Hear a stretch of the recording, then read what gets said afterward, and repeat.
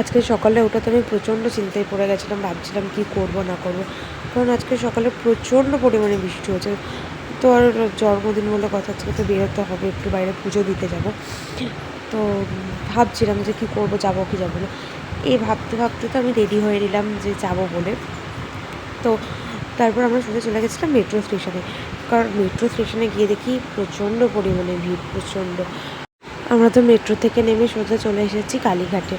তো তোমরা যারা যারা ভাবছো কালীঘাটে আসবে, এখনও আসোনি, তাদেরকে একটা বলি, তারা কিন্তু পান্ডাদের হাত থেকে সাবধানে থাকবে, পান্ডাদের থেকে অনেক দূরে থাকবে। কারণ তোমরা যেখান থেকে ডালা কিনবে, যেই তোমার কাউন্টার থেকে, সেই কাউন্টারের লোকগুলো তোমার ডালা কিনে সোজাসুজি পান্ডাদের হাতে দিয়ে দেয়।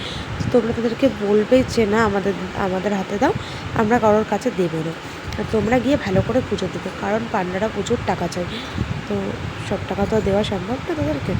তারপরে তো আমরা বাড়ি চলে এসেছি। বাড়িতে এসে আমি আমার বার্থডেটা সেলিব্রেট করলাম।